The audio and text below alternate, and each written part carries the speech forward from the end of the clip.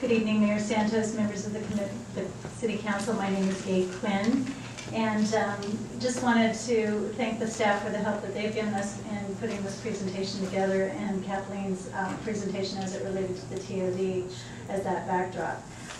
We participated in the TOD process pretty actively, and we're so impressed by the contributions of the CAC members and the community as a whole as they wrestled with a lot of these issues that we're now bringing before you. At the beginning of the process, as Kathleen mentioned, the City Council directed us to have a number of meetings to seek out community input and feedback. The slideshow that we have here will talk a little bit about the number of meetings and also the content of those meetings. But just so you know, we have spent the last 2 months listening. We spent a lot of time listening to the community, and I think we've got a really good sense of the kind of concerns that the community has. A lot of times we didn't have answers, and when we didn't, we'd say, we're sorry, we don't have answers, this is a process, we haven't even made our application yet, but we're moving towards that, and as soon as we do, we're going to be adding more and more to our presentations as time goes on. The one thing we came away with from every meeting that we've had so far, and this tells you a lot that you already know, is that people care passionately about this community. And whether someone's at the podium voicing their support or their opposition to the San Leandro Crossings project, what's very clear and what comes through to all of us is that this community cares about its future. And they're willing to take time out of their busy schedules to come to a meeting like this because they really do care. That means a lot to us as developers, because as developers we believe that communities that care, great things are possible in those kind of communities. So we're very excited to be here and very happy to be working through some of these issues, even though some of them are quite difficult. But just to give you a quick summary, we had 4 meetings scheduled, but we had our study session taking you back to July 28th. The first meeting was a community workshop at the library on August 7th.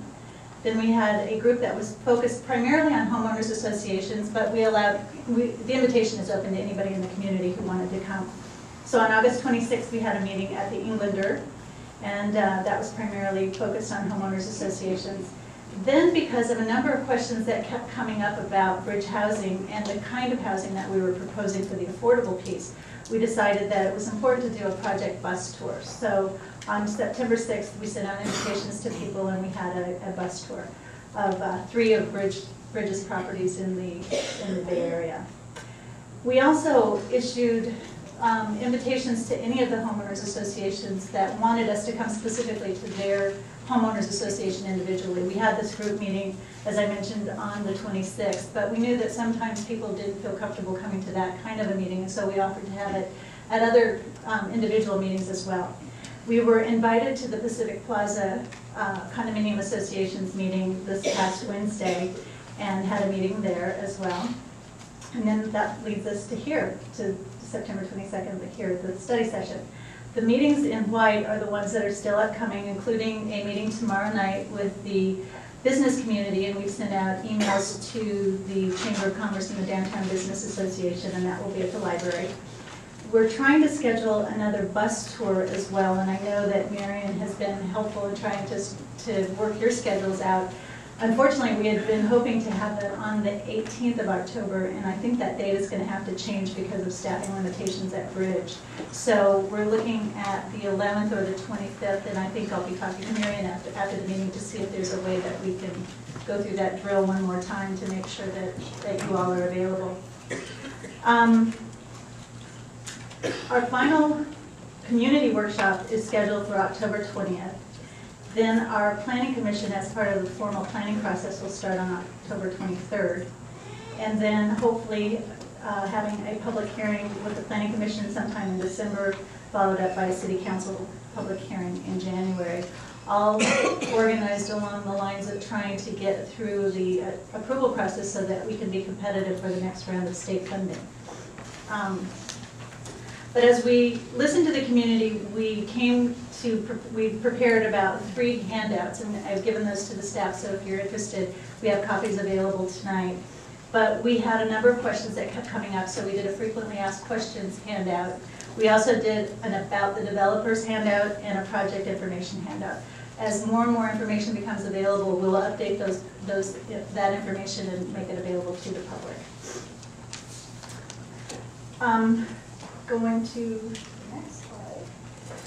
Getting to the kinds of input that we received from the community. On the appreciation side, we heard from folks that more affordable housing is needed in the community, and we heard a lot of very heartfelt testimonials to that fact.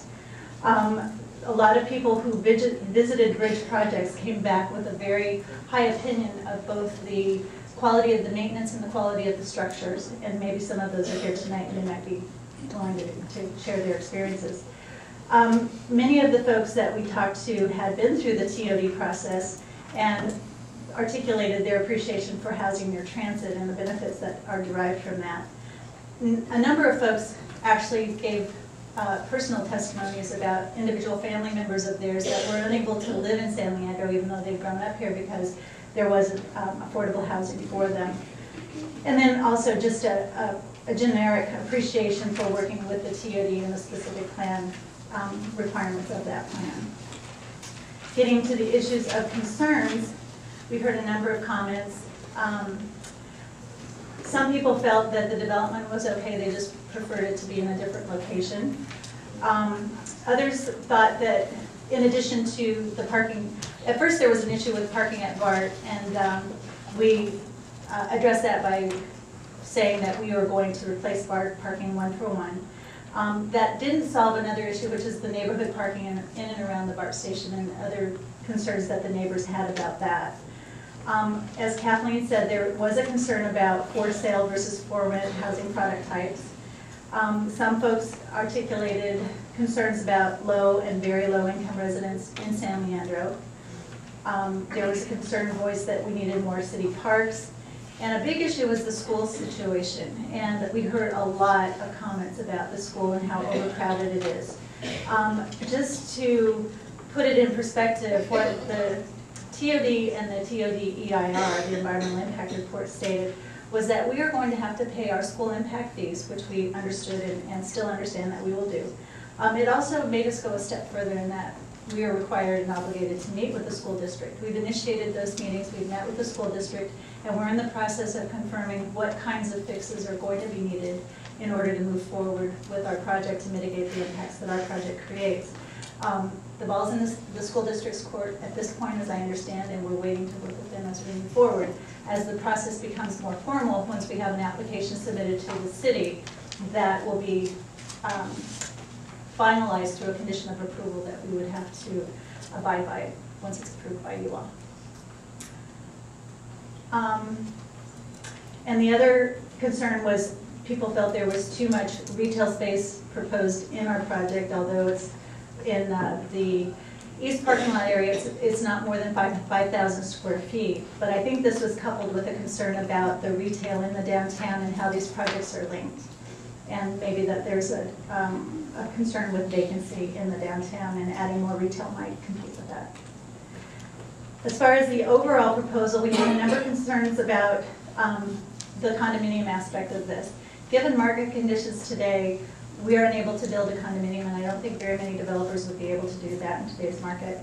But we have committed to filing an application for a condominium map and having that be in place should the market conditions improve. But in the interim, the units would be rented as for rent luxury apartments.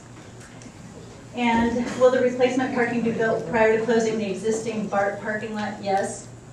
We will not start the project, any project that demands that parking, until that parking garage facility is completed. Some folks felt that we needed more than 1-for-1 replacement of parking, and that's a policy issue that both BART and the city would need to weigh in on. Proposed project is too high density. We had a number of comments about that.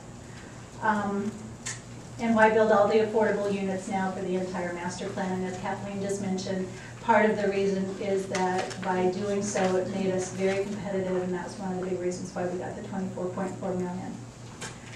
On the site-specific issues, and these are some that came from our meeting with the folks at Pacific Plaza, there was a concern about saving the existing trees on Carpentier, which we have committed to do, with the exception of some that might need to be eliminated for curb cuts and driveways and that sort of thing. To study traffic condition along Carpentier, because it's a one-way street. So the city's traffic engineer is working with us on that to make sure that anything that we're doing is going to be compliant with the city requirements. And to control construction noise and dust. And we've said all along that the city is going to require us to do that through conditions of approval, and this would be a standard kind of thing for most projects in the community.